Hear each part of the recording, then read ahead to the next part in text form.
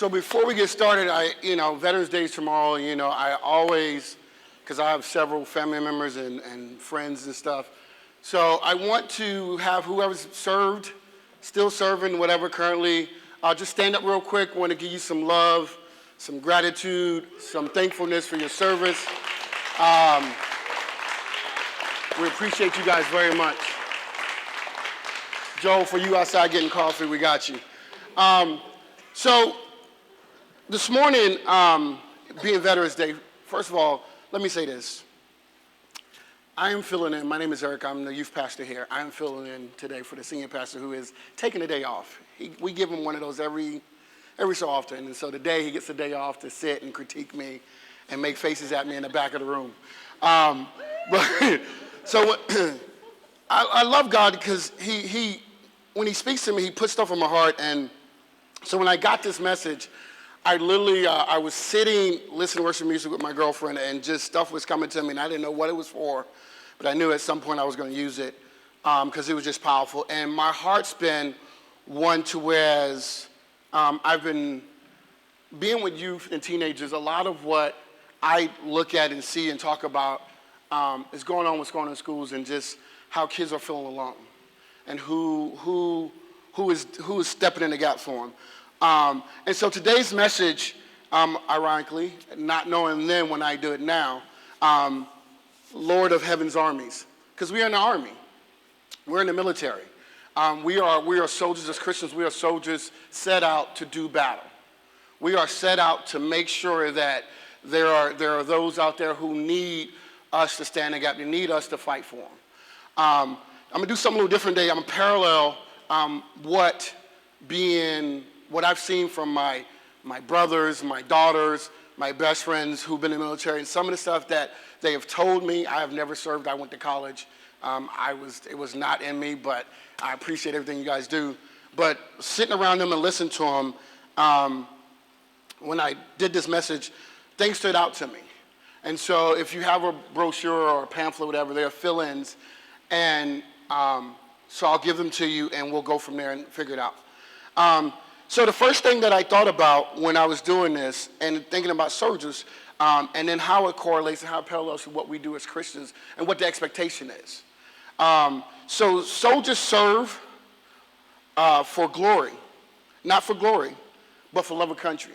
If you ask any soldier, they serve it not to get glory. Most of them, we don't know the men and women who hunt down and kill us on Milan. We will probably never know. They do it not for the glory. They do it for the love of the country. They do it because that's what they join for. That's their desire. That's their love. That's what they decided to do. And that's a powerful thing because you're out there committing your life to be obedient to the government. And you don't have to agree with it, but that's what they do, and they stand in the gap. And as Christians, it is up to us to make sure that Christians serve not only for eternal life, but we share, but for the honor to share Christ. Our job is not to worry about us having eternal life. God's guaranteed us that. Our job is not to think about where we end up. Our job is to share Christ. Our job is what I tell my youth group kids is this. I say, your job is to say hi. Your job is to go up and say, hey, how are you doing? That's the first step. We make it so difficult sometimes to be up and talk about Christ. If you think about it, soldiers have no problem sharing their stories. They got no problems talking about where they've been. When they see a fellow person who's in the same service, it's like it automatically there's connection. We in the kingdom should have that same thing. We should have that to whereas when we talk and when we speak, it should be with honor and pride. Like they may dog out other forms of service, but there's still a love because they all committed to the same thing. They all have that one goal, is to fight for their country, defend this country. We as Christians, no matter what church you go to, we have that one goal, is to save souls. Our job is to be out there and to do whatever it requires of us to serve and say, hey, I see you. You matter. Not to say, our job is not to get you to come to church. Our job is to get you to go to heaven. That's my job. My job is to get you to go to heaven, not to come to church. As a soldier, his job is to defend his country. As a soldier, my job is to get you to come to church. Not to come to church, but get you to go to heaven. Excuse me, I'm sorry. And that's our goal, and we tend to forget that. We get caught up sometimes in that, I don't want to, how do I invite people to come to church? Forget church. Get them to get to heaven. Your job is to show them eternal life. Your job is to say, hey, listen, I have a plan. I have a Father who has a plan for you, that has a purpose for you, that says, hey, listen, things will get better. Things are going to get better. I have a remedy, a cure for what ails you. For whatever you're struggling with, there's a God that says, I can get you through that. Why? Because he got me through it. That's the beauty of having so many different people. There's so many different people serving in the military, but yet they all form to work as one. The same thing here in this kingdom. There's so many of us, but the purpose of us, we all form to work. Why? So we can relate to each other. There are things that you go through, that the Marines go through, that the Army wouldn't go through, but the Navy does, whatever. But they all can relate. They're all in the struggle. They all are on the front lines in some form of fashion serving. And the same things apply to us today. We all in the same battle. It's not about being the mega church. It's not about being the small church. It's all about getting every person that we run in contact to understand and see God. To say, hey, he loves you. Soldiers serve with an unwavering commitment and a relentless obedience. They're committed regardless. They may not agree with the order, but they're going to do it. They sound to say, I'm going to do whatever my commander tells me to do. And their obedience is flawless. If you get locked up if you ain't obedient. Like, they will put you in jail. They don't care if you're not a thinker. You like, hey, this is what the order is. This is what we have to do. And the same way it goes for us. Christians need to serve with a righteous obedience. Righteous means right-minded. We need to be right-minded in how we do this. We need to be obedient to the point of saying, God, whatever you call us to do, we're going to do.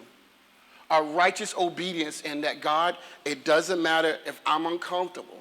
It doesn't matter if that person doesn't look the same as me. It doesn't matter if that person doesn't speak the same as me. All that matters is I'm going to have a righteous obedience and say, listen, I'm committed to whatever you call me to do. Whatever it is, that righteous obedience. You don't think about it, you just do it.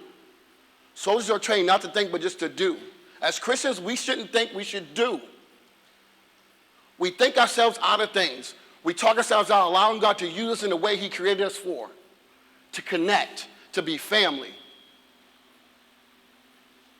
We so caught up sometimes, and it frustrates me, we so caught up sometimes in that Christian bubble. Well, I've got my friends here and I'm okay. Your job, when you get to heaven, God ain't gonna worry about your Christian bubble. He didn't call you to build a Christian bubble. He called you to go out and talk and reach and teach. Stop worrying about being comfortable and do your job. Do your job. You are judged by how well you are obedient to him. Not by how comfortable your life was. Not by how, I talked to my family, I reached out to them, my neighbor. It doesn't work that way. And we've made it up in set parameters. We, as Christians in America, I haven't traveled anywhere else, but I would say in America, have made it to where we make it almost watered down. We've watered down so much that we have lost the point of what we're supposed to do. We have lost the point of why we are soldiers. We have lost the point of why we're in this army, why we're doing battle. We have forgotten that. The second part of that is an undying commitment to fight for souls of those he calls us to speak life into. I'm committed to do whatever I need to do to speak and reach the youth of this community and the youth wherever I'm at. That's my number one goal. However it may be. If it means I got to go to schools and give pizza, if it means I got to give kids rides, whatever it committed to do, I'm going to do. If it means whatever. If I'm broke and I get a kid, that's the way it is. I'm committed to them that much. I make my team committed to them that much because they deserve that and more from us. There are so many things that are going on out right now to where it's pulling their attention through social media or whatever it may be, it is heartening and it's frightening to me to when I look at the news and see another kid killed himself because he felt like he didn't matter, because he felt like he wasn't important. And my thought process is, where was that Christian that probably ran across that kid's life and didn't say hi? And didn't step in and say, hey, how are you doing? How's your day going? It doesn't have to be spiritual. It just has to be human. It has to be connected. It has to be family. Stop overthinking it. Keep it simple, stupid. KISS. Keep it simple, stupid. I say that to myself sometimes. Keep it simple. Because I don't have a whole lot of time with teenagers because they jump from one thing to the next. So I have to keep it simple to get them to stay with it. The blessing of what I do and being part of this church is when I started youth group, I had both pastors' kids. That was it. And one other kid. I had both pastors' kids and one other kid. And I looked at them and said, listen, this doesn't happen without you guys. I don't have any high school friends. I'm way out of high school. It doesn't work for me. I don't have none of them. I was like, however you want this to go. I said, I can do it and be whatever you need me to do, but however you want this to go requires you doing the work. And look at where we're at now. We average 12 to 15 kids, Wednesdays, prayer events, and different things, and it grows. That's God in them. God in them. My job was just to love on them and show them that they matter and show them that they have a voice. Your job is to go out and show people they matter and they have a voice. There are so many people right now to be heard. Let's let them be heard the right way. Let's show them how God wants them to speak. Let's be the soldiers that we need to be that says, hey, listen, let me show you, let me lead you. Let me step in front and lead you and you follow. And then when I train you and equip you, then okay, now let's go. We forget that. We just tell them. It's one of those sometimes where as parents you'll get this, do as I say, not as I do. We tell them what to do, but we don't show them. And then we wonder why things go the way they go. Your actions have to line up with your words. You have to walk that walk. If I'm going to trust you, I got to see you doing it. I will do anything for agreement because I've seen him do it. I've been with him. We've walked it. We've struggled. We've suffered. It's been some, whoo, but I walk with him. He just doesn't talk it. He walks it out. With my youth group and what I do is I walk it out. I don't ask him to do nothing I'm not willing to do with him. My team is the same way. We are in there with them, hands down. Because in order for them to understand, they've got to see it. I didn't know how to be a good dad until I saw one because I didn't have one. I can't expect you to do something or expect somebody to be something they hadn't seen it. If they haven't seen a Christian walk, they don't know what it looks like. And in that, you have to invest your time. You think about it. I was watching a thing with Navy SEALs, and the way these guys train is crazy. It is legitimately insane. And it's funny because a lot of them do this, and half of them don't make it. Probably more than half of them don't make it.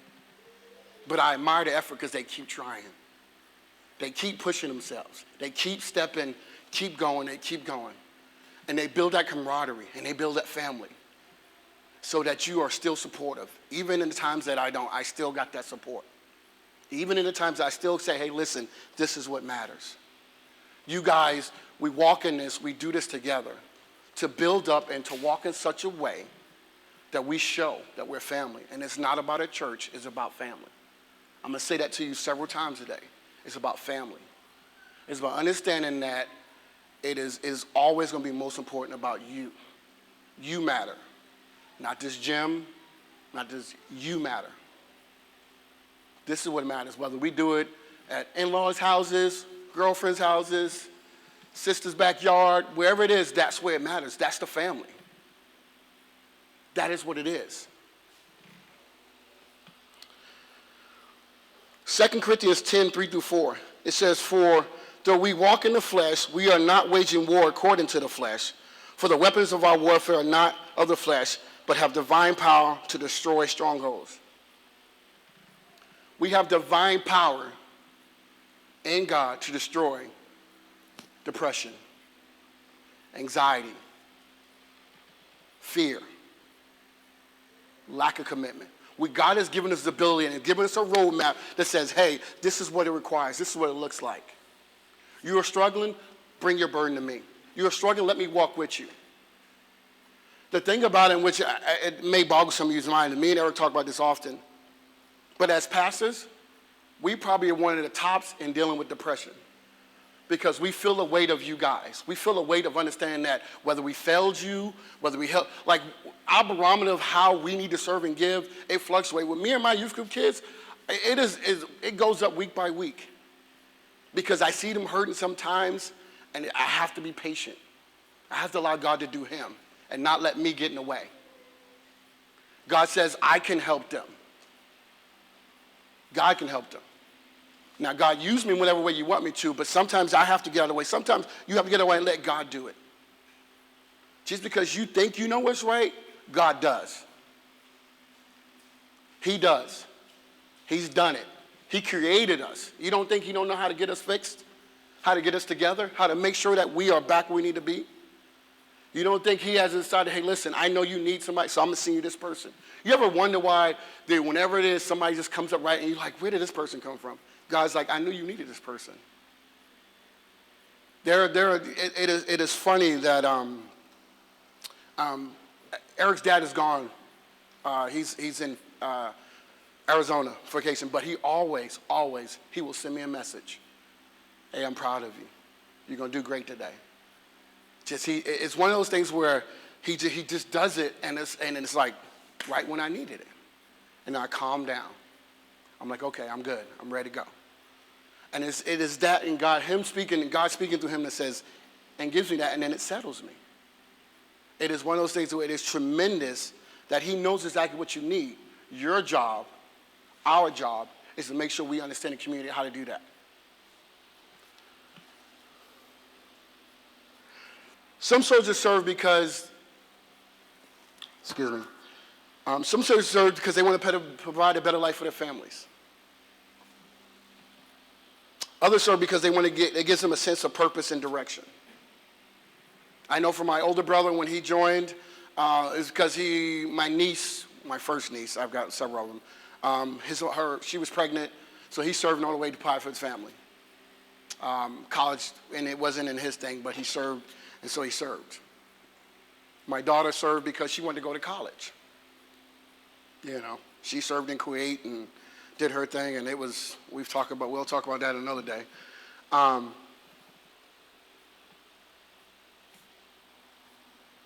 Christians serve because God, gave us purpose. He gave us direction. God gives us purpose and direction. Our purpose is to build and love and create family to get people to go to heaven.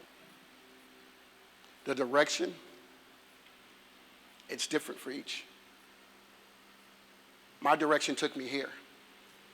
It brought me from a place where 4 years ago I was going to walk away, and me and God was going to be in a timeout, and it brought me here. My direction was to that man. Your direction today may be different. Your direction may start here and lead you someplace else. That's the beauty of how his kingdom works. The beauty of it is that he's equipping you as soldiers to go out and do battle. He's equipping you to say, hey, listen, I need you to go over here to El Cajon. I need you to go over here to Santee. I need you to go over here to La Mesa. I need you to go over here. He's equipping you to go to different places. And in that equipping, you can call him and say, hey, Mike, I need you over here because I'm doing some battle. I need a backup. And you go over here, hey, I need you over here. The beauty of it is that, yes, it doesn't matter. Whenever you call, we come. You don't think that the Army, the Navy, and all them guys don't. They go. You need backup? I got you, bro. Let's go get our man back. They're committed to their branches, but they fellow soldiers. They will do what they got to do to make sure they get it done. And wherever they get sent at, you still feel for them because you guys have gone through the same battle. You guys are fighting the same enemy. You guys have been taught, have been trained, have been equipped to think, hey, this is our sole purpose and focus. We are teaching you to have the same singular purpose. If somebody's not, check them. Check them. And what I mean by that, for those, let me break it down a little bit.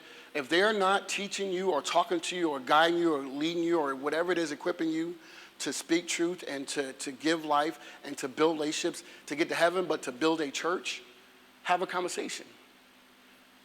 I will say this, and this may offend some people. Their heart ain't right. It's about them and not about God. Because it's about God, it doesn't matter. As long as you get to heaven, that's what matters. God ain't going to care how big Convergence was. He's going to more matter how much Convergence did to save people and get them to heaven. That's what's going to count. That's the weight that I'm worried about. That's the job that I'm focused on. That's my mindset. That's my heart. If it ever changes, check me. Put me in my place. Ask me, what am I doing this for? I give you permission right now to step in my grill and be like, hey, what's going on? Where's your head at? Because our job is to get his people, his children, those. And again, everybody's not going to want it. That's the reality. That's the hard part. Everybody's not. As much as you see somebody hurting, it's like seeing your kid hurting. If some of you are parents, you see your kid hurting, and there's nothing you can do but sit there and watch. And it eats you up alive. You struggle with it. Because you just like, God, please just let me help him. And you can't. Well, when we're out there in the streets, when we're out there in our neighborhoods and in our jobs, we need to have that same aching feeling that I want to help you, please. How do I help you? God, let me help you. God, how do we help them? What does it look like? What do they need? What are they hurting? What is not in their lives to where they are like, they're so incomplete? We're so caught up in not hurting people's feelings that we're losing their lives.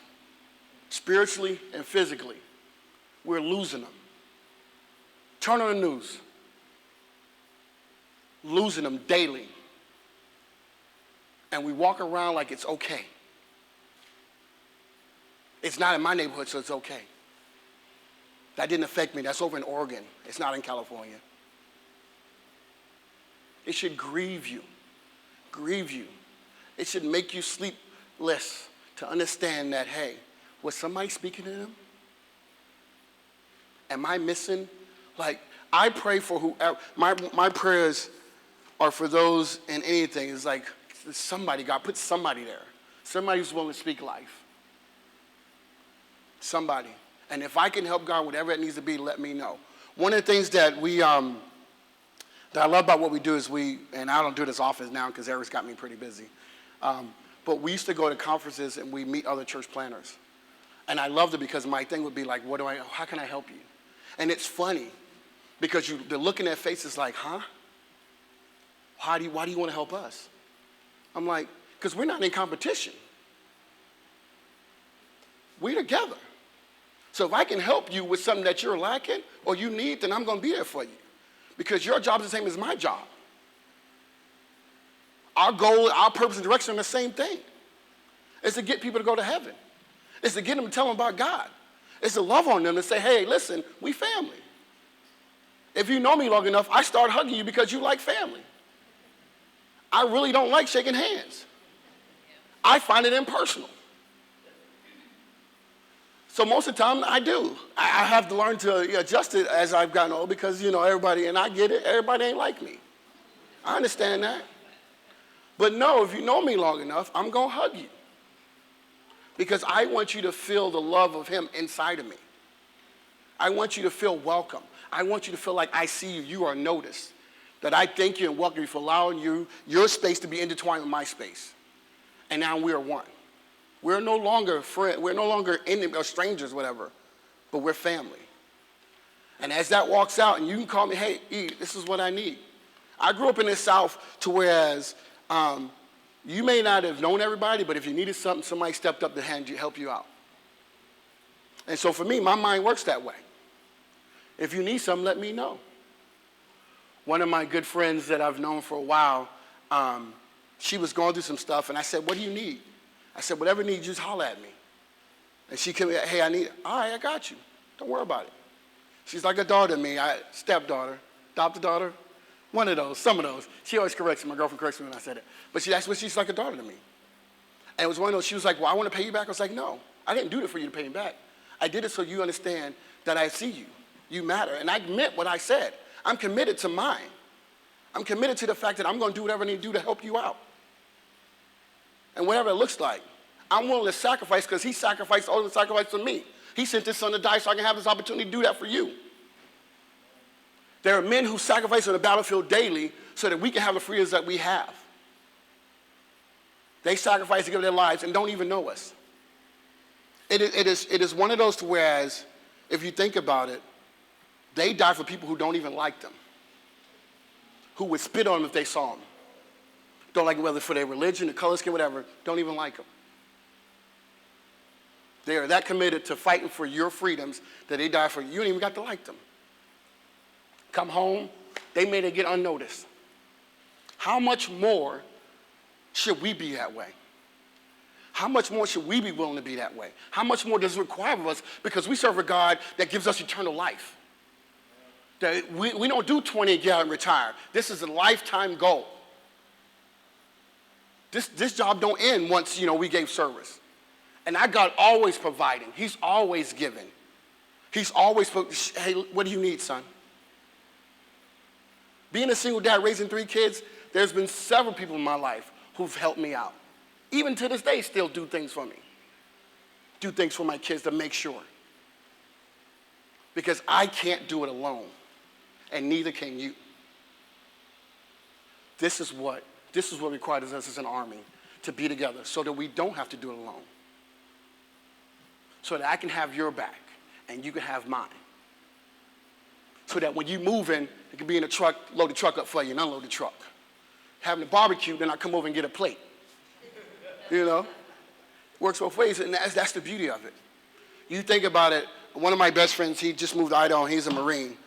But every time he gets around Marines, it's like some of his buddies, it's like they've been, no matter how long it's been, it's like yesterday. We should be the same way, have that same love, that same commitment to each other.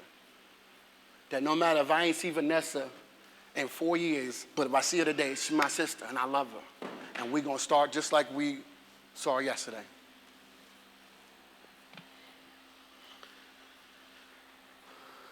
Hebrews 11:33-34. Who through faith conquered kingdoms, enforced justice, obtained promises, stopped the mouths of lions, quenched the power of fire, escaped the edge of the sword, were made strong out of weakness. You were made strong out of weakness. God has made you strong out of your weaknesses. Those things you consider weak, those things you consider that you want to hide or whatever, those are things he's making you stronger, because the reason is this. There's somebody that needs to see that weakness to understand how to overcome it. There's somebody that needs to see that you don't have it all together. It's one of those, if you're in the Army, when you watch these training videos and they carry these logs and all this, and it's just like everybody's, it doesn't matter how strong you are, everybody's got to contribute the weight. They do it together. In that, we do it together. In our weaknesses, we work it out together. Like, I'm one who does spontaneous. I'm like, whatever. Mike and Janelle, they make me have a calendar. Because otherwise, I have us all over the place. But they're like, no, we got to have a plan. And so they make me have a plan. It is my weakness not to be as organized. It is their strength to make sure that I am. And it works well, because I stay on task. And I'm like, okay, I'm good. And I understand that. And my thing is, hey, listen, this is what we're doing. They're like, okay, then this is how we figure it out. And it's the beauty of it in that. And we make a solid, formidable team. There is no team better than mine. You can't convince me otherwise. If you think so, bring your team and we'll find out. But I'm going to tell you, mine is timeless. I love them guys because they've done the walk with me. We've went to battle together. They know what I expect. I know what they expect. They know what I give. I know what they give. We are an army. We fight wars together. We do it for the kids because we love them. We do it because God loved us and said, hey, this is what we're calling. He called us to do at this moment.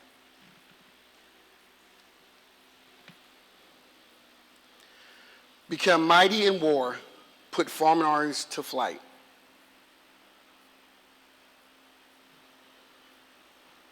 When we decide to make him Lord and Savior, we are committed to go to war for those we love, for those who hate us, and for those who don't know him or us. Growing up in the South is one of those things to whereas a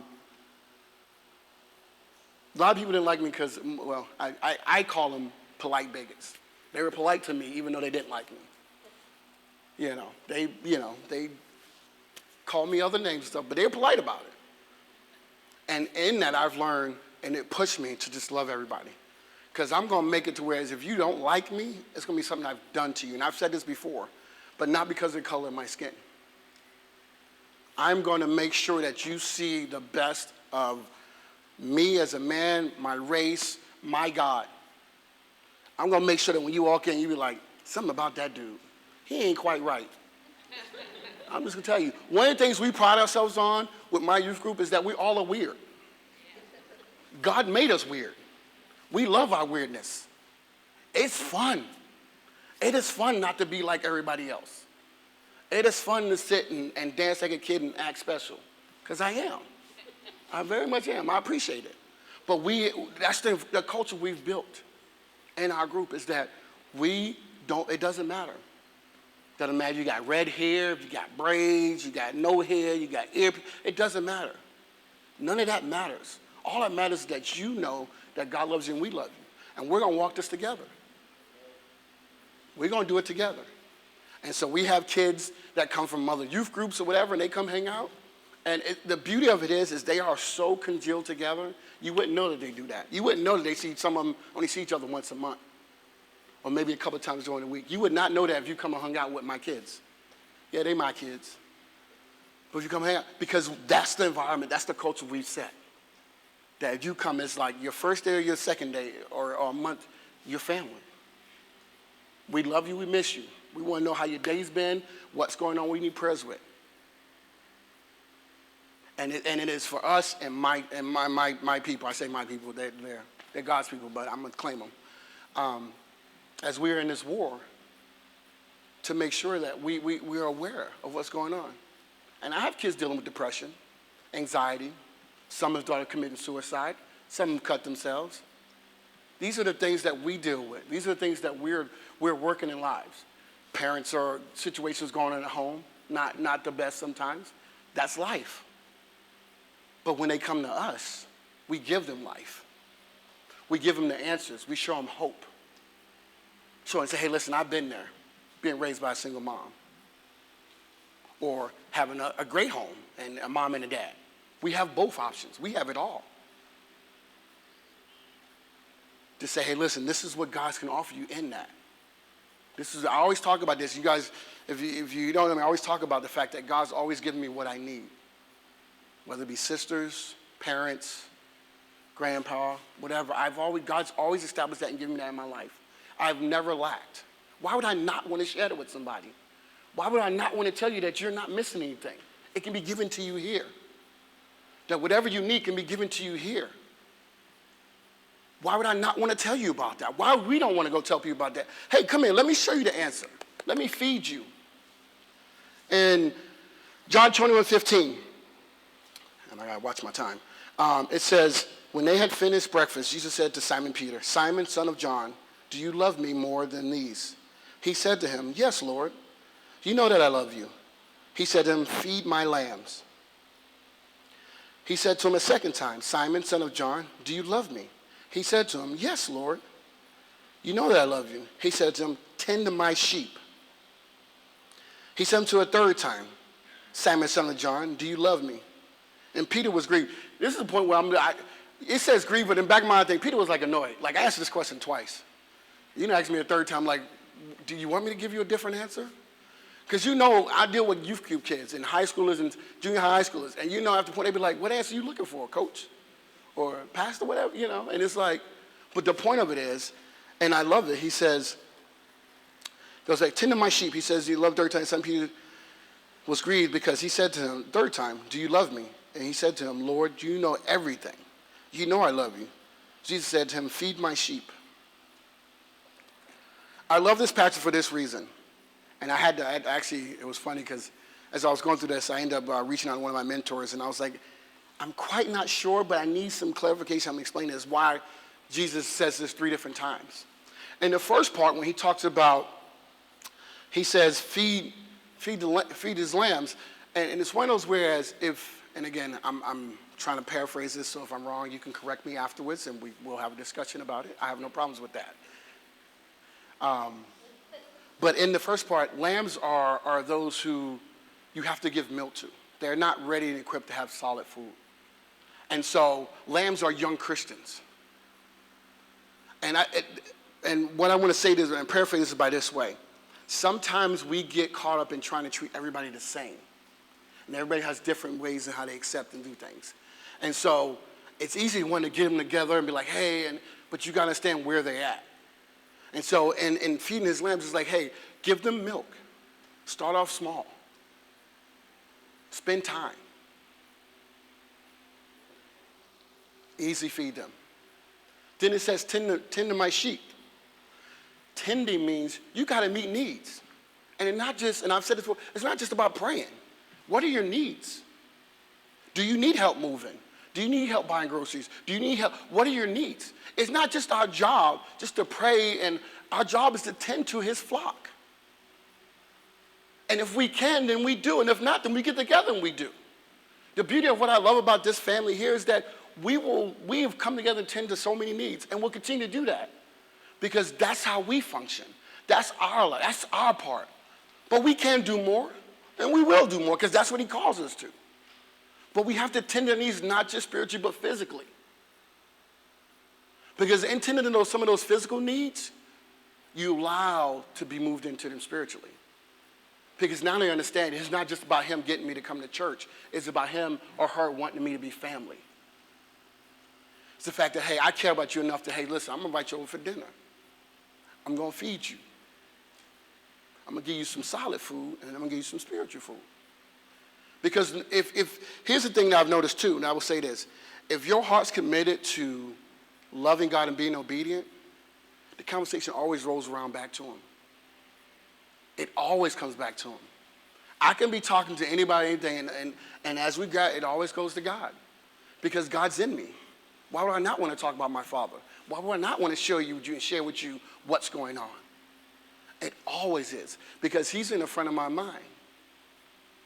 But I can't talk to you if I don't know you. I can't share my God with you if you don't feel like you're open to me. If you see me as a stranger. You're more apt to allow me to speak and say my truth if we're friends. If you feel comfortable with me. And we don't take that time to want to be friends. We don't take that time to invest to say, listen, I want to be your friend. I want to be your family. Soldiers are in battle, and they are together, and they're like my girlfriend's brother-in-law. He's about to go off, deploy for, I think, 8 months or something, or go away for a while. In that, that's a long trip, and he builds bonds. Those guys will be stuck on this ship, and they ain't got no choice. As their leader, he makes sure that each person is equipped to do the job they're going to do as they go abroad to fight and defend and do what they need to do. But they have a relationship. They've got to trust him. They've got to trust his command. Even though they got to be obedient, it's part of them. In order to carry it out to where they are righteous about it, they've got to trust him. Loyalty is a thing that is one that has high currency. And if somebody trusts you, like I trust that man in that back room. If he says, Eric, I need you to go here, I'm going to go. It ain't my job. It is not my job to question. My job is to say, hey, he sends me. I trust him, Lord. I'm going to go. If I ask my team to do something, they do it. Because they trust me. We've built that up. And they know I'm not going to put them in a position whereas it'll be something that will be dangerous or whatever. But again, there's things that I see that he sees or whatever, that, hey, she tells me, hey, Eric, you need to pay attention to this. And I trust her, so I will. You can talk, hey, this is what it is. We are family. We've walked this path. When you guys are talking to me, or we talking to each other, we've got to have that trust and know that, hey, listen, we're in this together. And the last one, feed my sheep. Sheep, and again, it is more about understanding who you can give food to. Sheep are a little more mature Christians, at least in this scripture, in this passage, the way I've read it. So they're able to, you still got to make the commitment. Just because I see you doesn't mean we don't have to have relationships.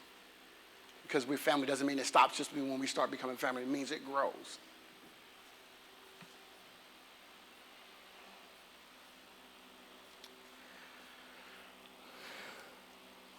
As I wrap this up,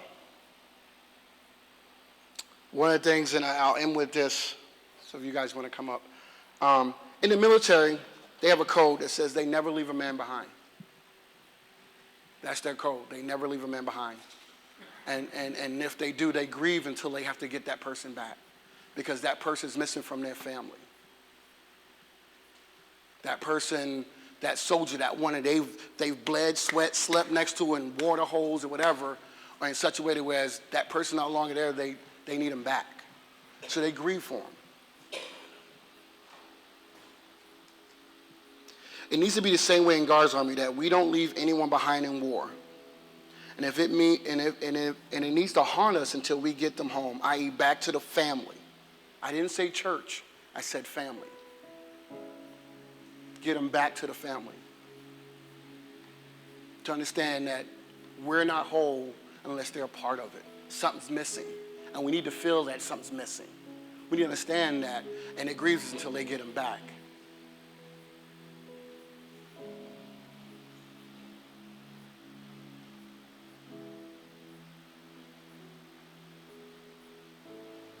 I'll ask you this question. Who have you left behind? Is it a person you don't talk to at the coffee shop that you see every day? Is it the lady walking her dog that you don't speak to? You just let walk by? Is it the homeless person that you see maybe a little salty, dirty, whatever, and you're like, they have no value to you? Who are you leaving behind? What are you doing to make sure that you're being obedient? And I'll say this, it's been a challenge for me in this. It's been a challenge because sometimes I'm thinking about so much that I don't see the person in front of me. I don't see the person in front of me, hey, what do you need? What is your needs right now? My girlfriend said to me this morning, she says, she heard a message that says that we need to do more when we are in turmoil. Because in that, we focus on others and allow God to focus on us and our problems. God's like, I got you, but do what I need you to do. I need you to speak life. I need you to say hi. I need you to go sit by that person and see how their day went. I challenge my kids to sit by somebody at lunch when they're in school to just say hi to them. Every time they know. I speak it all the time about saying hi to people. Using their influence, using their words to make a difference. I challenge you to use your words to make a difference. Don't look past the person, look at the person. Talk to them. Understand. And again, you may not have to relate. Some things may not be common. You may come from different worlds. The beauty of it is you serve one God. We serve one God that says your worlds will be combined. I come from a different world from Nick, but I know I can go into Nick's world and go hunt and he can teach me some stuff. Or Jason, they can teach me some stuff. And I can come over and, show them how to shoot a jump shot.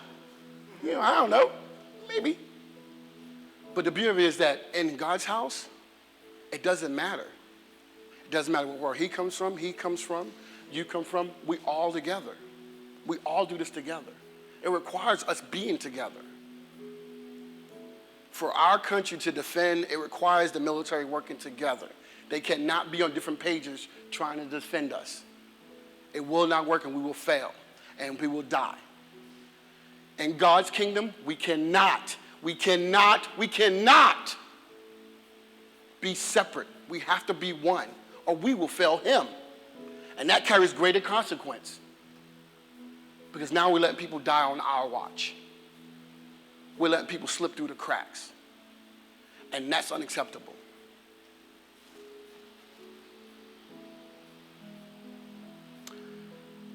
There are casualties of spiritual war daily.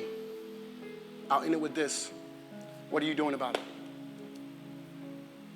If you need prayer, there's some people over here to pray over you. I'll be one of them if you need it. We're going to have a couple of songs.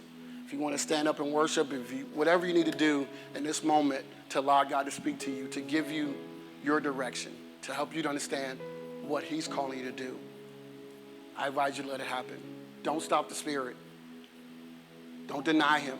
Don't get in his way from changing your life. We are all together in this. We are all together. It requires all of us. Thank you.